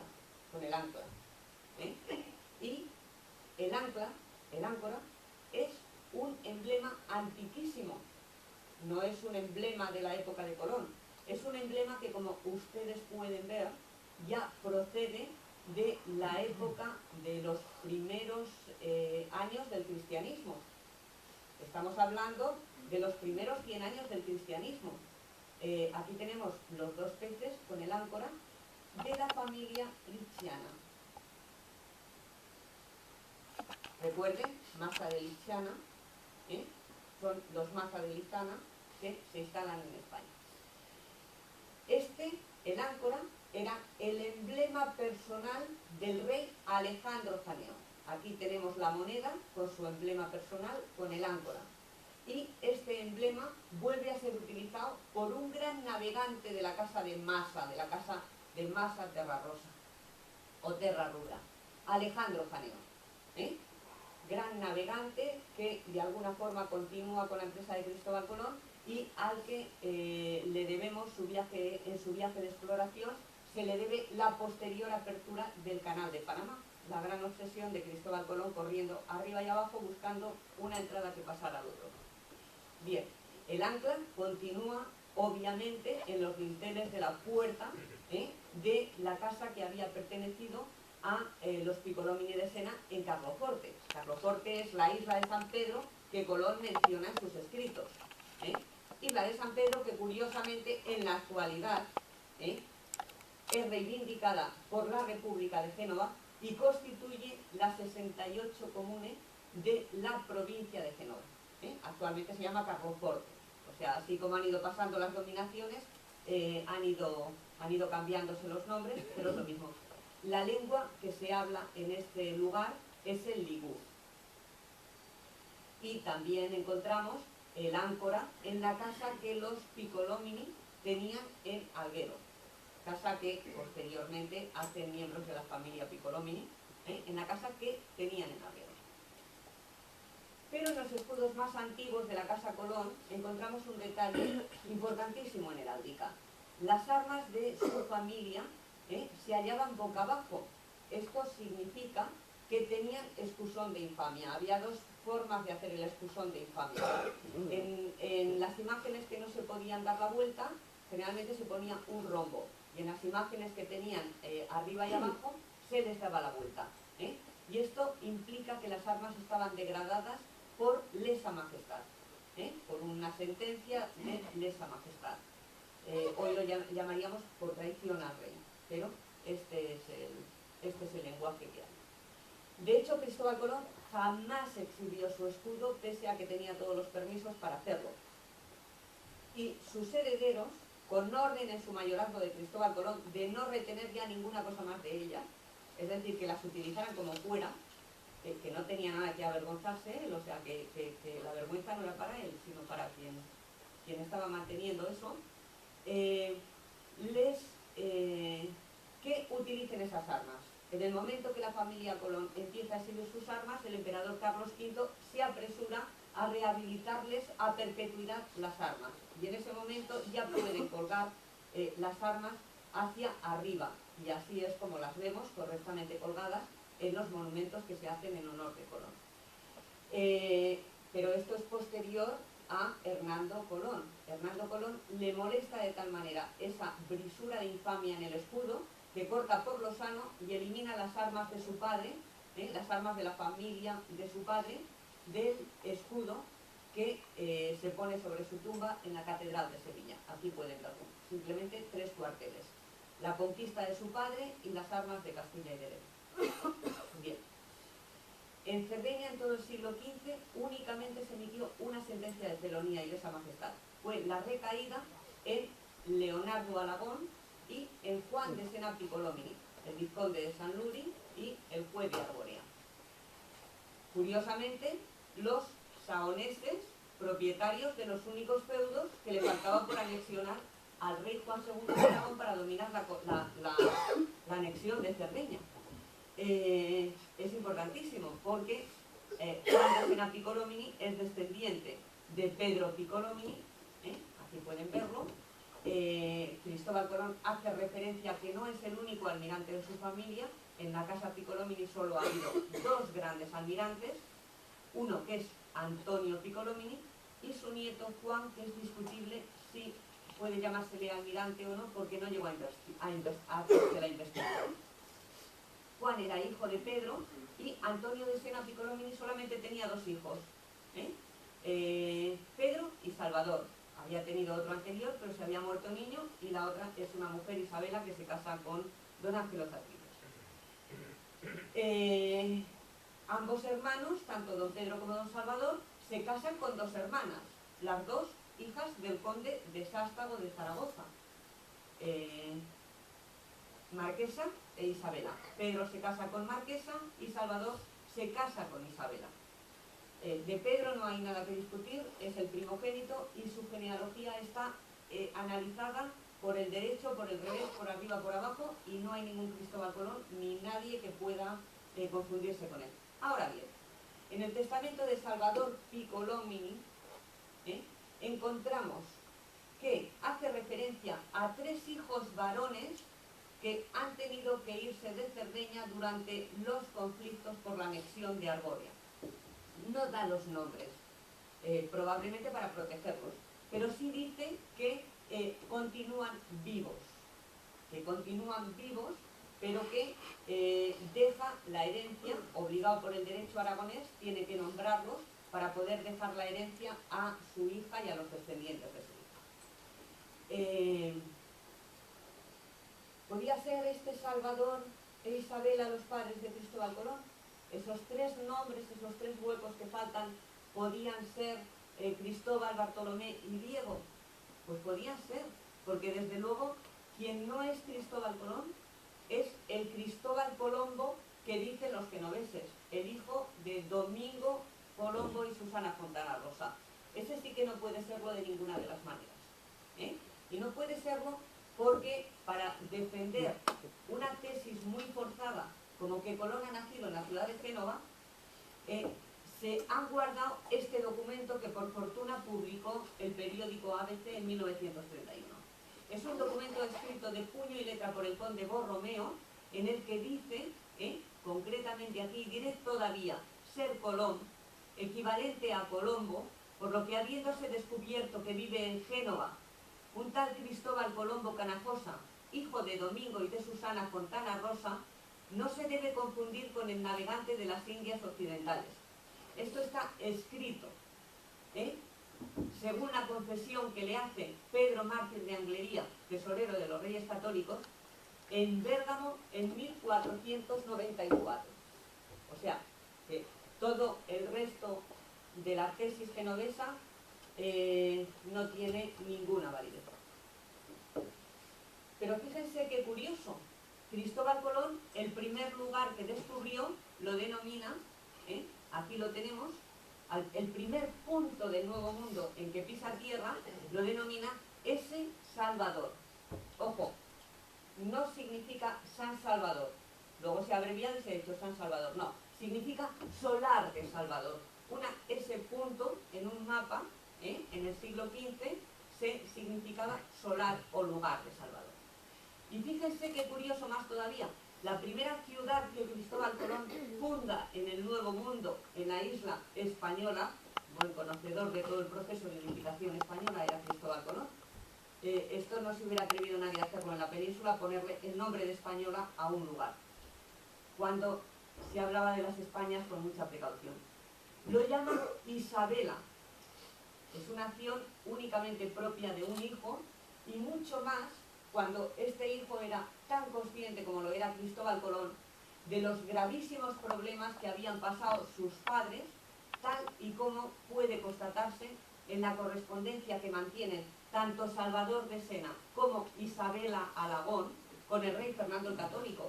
Una sentencia de felonía implicaba la expropiación, la enajenación de todas sus posesiones y quitarles todos los títulos y que nunca más pudieran tenerlo en ningún sitio del Reino de Aragón. El tema era durísimo, durísimo verdaderamente, y hay mucha correspondencia sobre esa cuestión. No hay que buscarla muy lejos, está en el archivo de la Corona de Aragón.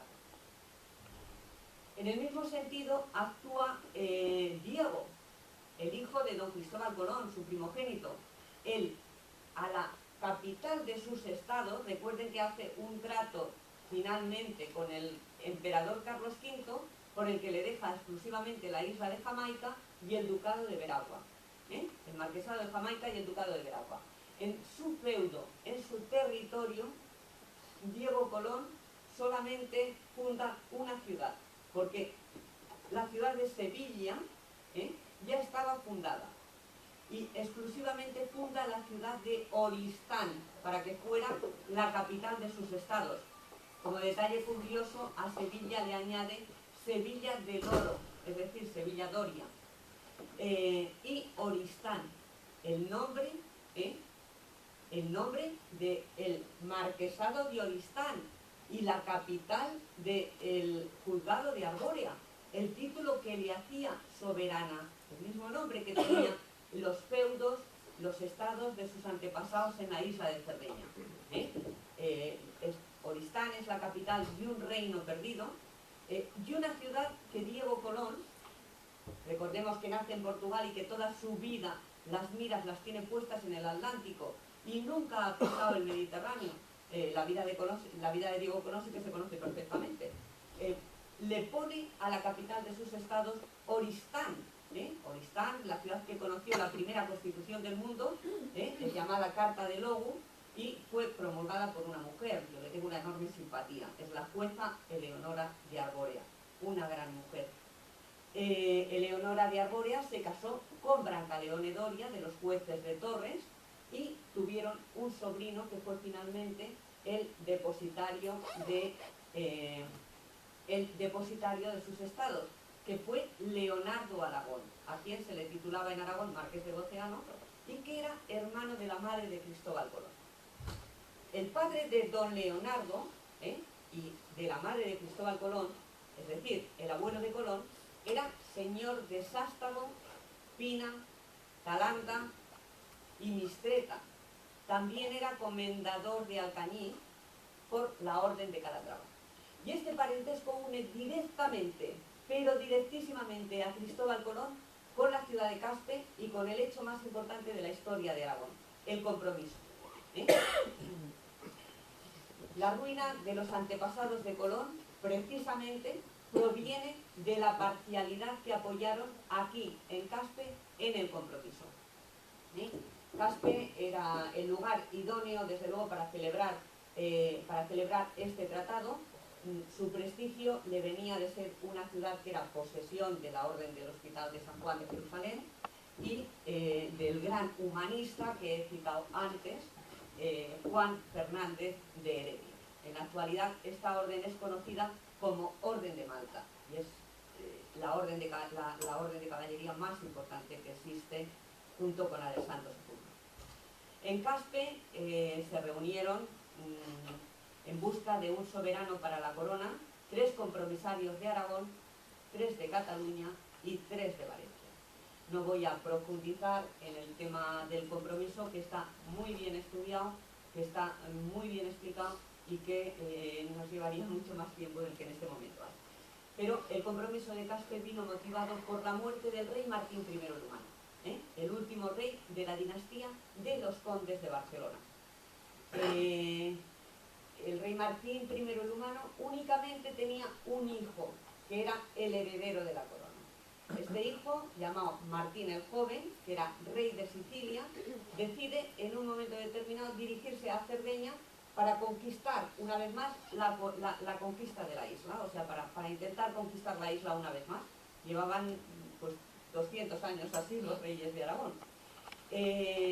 Martín el Joven, como bien se le define, pues no cuenta demasiado con la bravura de los sardos, es demasiado crecido de sí mismo y no tiene idea de la batalla que van a presentarle.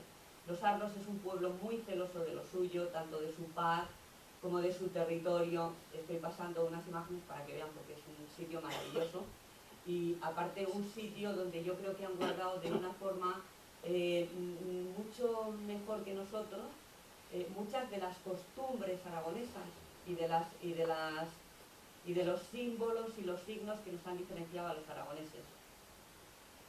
Cuando voy a Cerdeña siempre tengo la sensación de volver a la niñez, de volver a encontrarme la fuente, de volver a ver a mi abuela. Todavía llevan los pañuelos, todavía llevan las sayas. Es un verdadero viaje, no a la cultrez, porque es un pueblo avanzado, sino al respeto y a la tradición. Y desde luego una de las grandes tradiciones de Cerdeña son los caballos, caballos que eran la gran pasión de Cristóbal Colón y de sus hijos. Ellos buscaban todos los libros de menescalía y se hacían editar para ellos mismos libros de menescalía. Los menescales, la menescalía era como se llamaba a los veterinarios en el siglo XV. Bien. Se enfrenta con los sardos el rey de Sicilia, el heredero de la corona de Aragón, don Martín el Joven, y la batalla final se libra en Sanlúri, precisamente a los pies del castillo de Sanlúri. La Bella, y digo la Bella con una cierta ironía, porque después se ha desarrollado que lo mata una mujer que se llama Preciosa. No, la Bella en su sentido más latino, fue una guerra con todas las de la ley, fue brutal. Venció Aragón, pero a un precio altísimo, a un precio que nos ha costado siglos y siglos de estar pagando, al precio de ver morir a su comandante, Martín el Joven, el único heredero de la corona de Aragón. Es herido en esta batalla, se le lleva a la capital, a Cagliari, las tropas aragonesas lo llevan a Cagliari, ya muy enfermo, y las calles y el mar que se ve desde el barrio del Castillo fueron los últimos paisajes que vio don Martín. Sus iglesias, maravillosas, increíbles. Esta es la iglesia de San Saturnio, es una iglesia del siglo V, esto ya únicamente se encuentra en Cerdeña. Recogieron los últimos suspiros del heredero para diluirlos en la placidez del Golfo de los Ángeles. Es el golfo que se abre a los pies del bastión Saint-Remy en Cagliari, y don Martín murió en pocos días. Fue enterrado en la catedral de Cagliari, muy cerca del altar mayor, curiosamente al lado, junto al púlpito, junto al lugar en que está enterrado Guglielmo de Massa, el primer soberano de la calaritano de la estirpe malaspina de Terradura.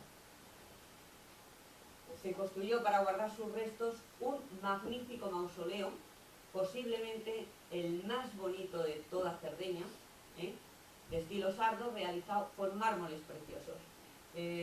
Hace 2 días don Guillermo me llamaba porque yo no compro los periódicos y me decía: Marisa, acabo de leer en Heraldo que es que han encontrado los restos de don Martín el Joven y van a hacer las pruebas de ADN para compararlos con los de su padre en Poblet. Y yo digo: Dios mío, pero ¿cómo es posible si lleva ese mausoleo hecho 500 años ahí? Vamos a ver.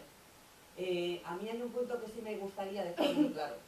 Yo creo que la historia se merece un respeto porque es el patrimonio cultural de un pueblo. Y con determinadas cosas no se puede ni hacer bromas de jugar. ¿Cómo es posible que se hubiera profanado una tumba de un rey en una época en que los reyes eran mucho más sagrados que en este momento? ¿Alguien se imagina que se pueda enterrar al rey don Juan Carlos y alguien profane su tumba y no haya ningún escrito, no haya ningún documento y alguien se lleve alegremente los huesos? Hombre, por favor. Todo eso está documentado porque las iglesias son mucho más serias que todo eso. Entonces, ¿cómo se puede publicar en un periódico y que sea una gran sorpresa? Hemos encontrado los restos de don Martín el Joven, cuando llevan ahí 500 años, y esto puede verlo todo el mundo por el simple procedimiento de entrar en la catedral y mirar a mano izquierda, que tiene una capilla dedicada entera. Dicho esto, tengo que añadir que, por desgracia, en ese mausoleo, que tendría que ser sagrado para todos los aragoneses, puesto que allí quedaron enterradas la gloria y la grandeza que habían sido de la corona de Aragón, ese Aragón de las cruzadas, ese Aragón conquistador, ese Aragón que era dueño del Mediterráneo y ese Aragón que paseaba las barras, que por cierto son las armas de los reyes de Sicilia, por todo el Mediterráneo, abriéndose paso. Muerto Martín el Humano, muere 2 años después su padre, el rey Martín, muerto Martín el Joven, el heredero. 2 años después muere su padre, y este hecho abrió un dolorosísimo interregno en la historia de la corona de Aragón. El episodio más traumático y más duro que hemos vivido en la historia de nuestra tierra. Este interregno desembocó precisamente en el compromiso de Caspe. Aquí mi amigo Luis, buenas. Esta foto va especialmente dedicada para ti. Dice que se parece. Bien, desemboca en el compromiso de Caspe, y el compromiso abre una brecha terrible en Aragón, puesto que divide a la nobleza aragonesa en tantas parcialidades como pretendientes al trono de Aragón había. Por un lado estaban los pretendientes de don Fadrique de Luna, hijo ilegítimo del rey Martín el Joven. Por otro lado estaban los Anjou, que hay un episodio muy triste que desemboca en la Guerra Civil de Cataluña. Y por otro lado, los partidarios de Jaime II de Urgel. Y claro está, el que salió elegido, Fernando I, llamado el de Antequera, de la dinastía castellana de Trastamara. Los Alagón, como gran nobleza aragonesa que eran, como casa de ricambría aragonesa que eran, no es ninguna excepción y toman partido, toman partido concretamente por don Jaime de Urgel. En el compromiso de Caspe estuvo don Artal de Alagón, octavo señor de Sástago. Hay unas genealogías que lo sitúan como noveno, otras como octavo. He decidido seguir la de San Just, que lo sitúa como octavo señor de Sástago.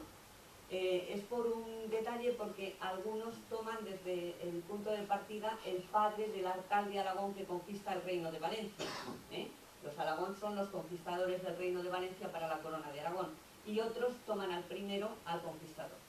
Bien, en el compromiso de Caspe concretamente está el abuelo de Cristóbal Colón, llamado Artal de Aragón, y sus dos bisabuelos, Artal de Aragón y don Antonio de Luna Ejerica. Don Antonio de Luna Ejerica, que apoyaban junto con el Condado de Barcelona la candidatura de don Jaime de Urgel y que, por desgracia, protagoniza uno de los sucesos más tristes del compromiso, el asesinato del arzobispo de Zaragoza. Precisamente este asesinato es el que provoca que la candidatura, que era mucho más favorable a don Jaime de Urgel, se decante hacia Fernando I de Trastámara. Bien, los compromisarios de Caspe,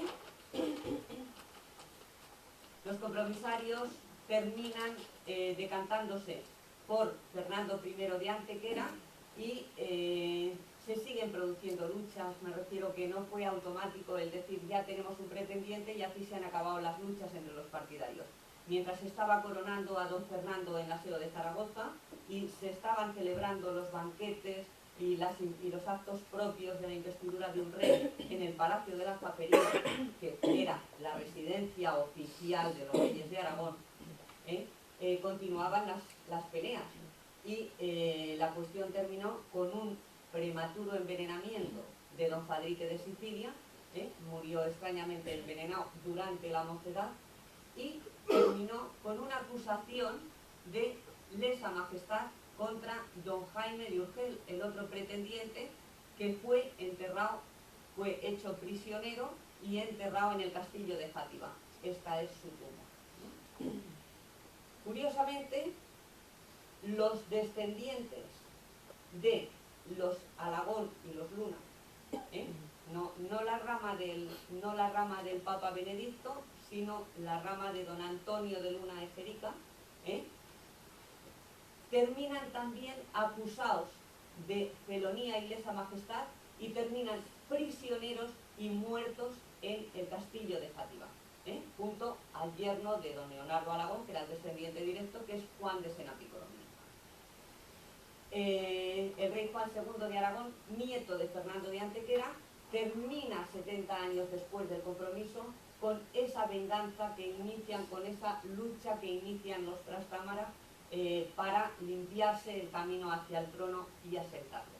Pero, como hemos visto en el testamento de Salvador Piccolomini, 3 de los miembros de la familia Piccolomini Aragón han partido de Cerdeña y no se sabe nada de ellos. Han logrado escapar a la persecución.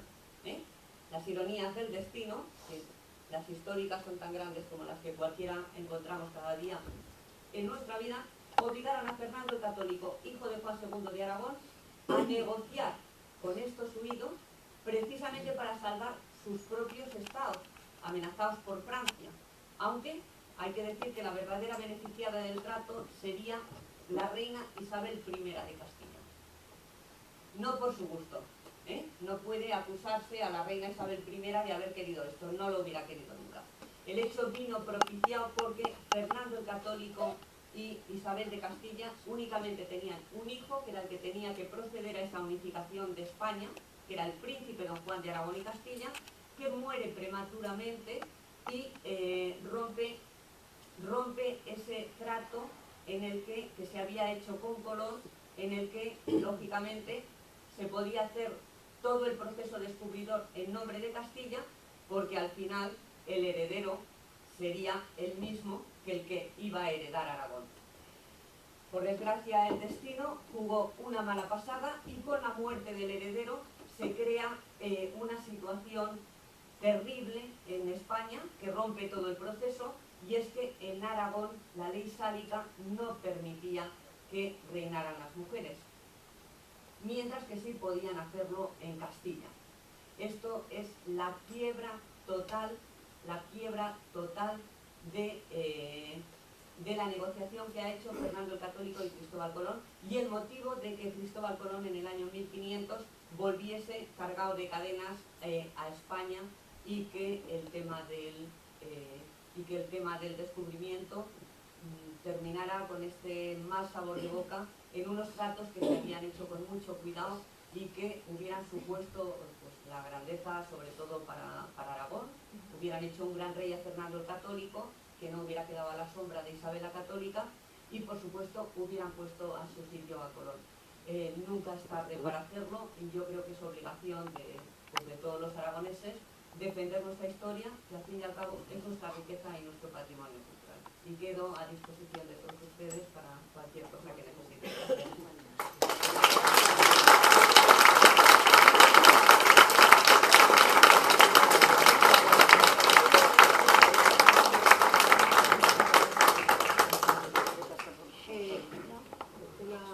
Una consideración deseo hacer. Estoy segura de que muchos de ustedes tendrán preguntas que plantearle a nuestra conferenciante, pero creo que sería interesante que dejáramos las cuestiones para el final, porque una de las razones de este acto, una de las razones importantes, es que alguien con conocimiento de causa y con un nivel de investigación y de trabajo tan exhaustivo como el que ha demostrado María Luisa, venga y nos hable de un personaje tan fundamental en la historia universal como es Cristóbal Colón. Pero esta parte tiene otra parte, hay una parte A y una parte B. La parte B es que este acto tiene también otro sentido. Nos acaban de hablar de un europeo, que prácticamente es de aquí, esto ya casi está demostrado. Por cierto, una pequeña consideración. Fernández de Heredia, que fue enterrado en Caspe, dejó una herencia que recibió el título de conde de Sástago por parte, yo diría que Fernando Católico, pero no estoy muy segura. Sí, porque Fernando Católico, cuando terminó con toda la familia, sí, quiero decir cuando que terminó con toda la familia pasa el título a la casa de Icta. Bien, pues otra vía de investigación es conseguir que Colón sea caspolino. Puestos a esto, bien, es una broma, por supuesto.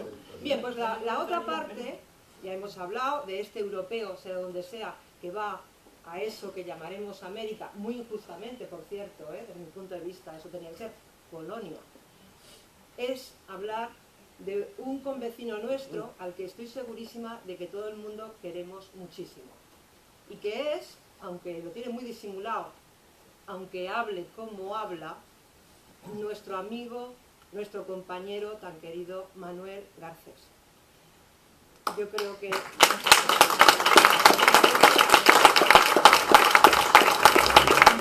Déjame terminar porque para mí esto, me perdonáis, para mí esto es especialmente importante, no solamente por estar representando accidentalmente ahora al centro de estudios, sino porque Manuel Garcés ha sido, como todos sabemos, durante 24 años el bibliotecario de nuestro pueblo. Bien, todos lo conocemos, sabemos que procede de un país precioso que es Chile y que, como las mujeres de Caspe somos como somos, pues una mujer caspolina, María Pilar, se lo trajo y nos trajo una auténtica joya de persona. Pero es que, de verdad que, gracias. Yo también,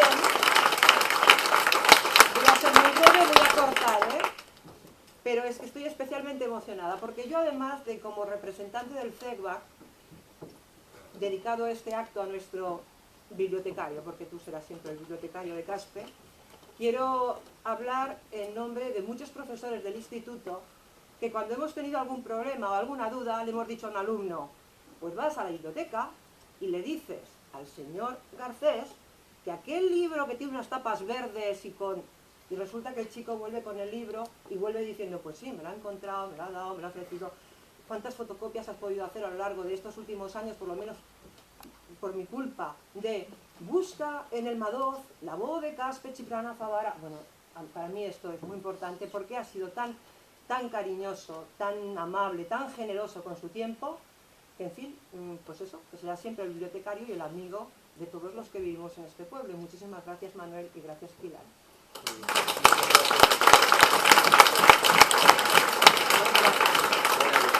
Queremos hacerle un pequeño obsequio en nombre de todos, es una cosa muy humilde, pero hecho con mucho cariño. Gracias.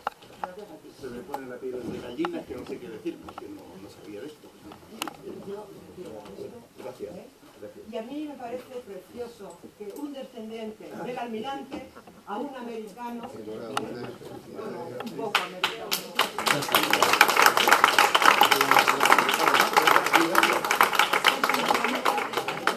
Me muero.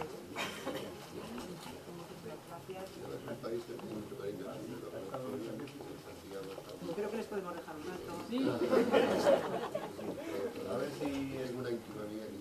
A ver si estudiando por ahí sacan que soy descendiente directo de don Pedro de Valdivia. Oh.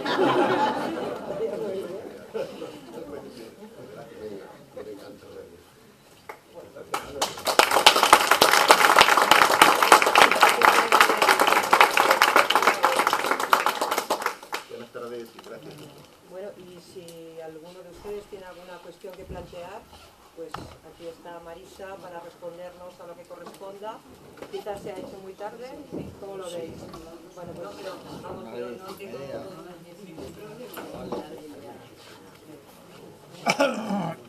¿Alguna duda de alguien? ¿A alguien no le ha quedado claro a punto? Es que los bisabuelos de color que estaban aquí en el pozo. Sí, por supuesto. Estuvieron y fueron actores importantísimos y parte importante. Los dos bisabuelos. Los dos bisabuelos. ¿Un abuelo? No. Materno. Su abuelo y los dos bisabuelos maternos. Toda la parte de familia. pues nada, yo creo que hay que despedirle con un aplauso a Marisa.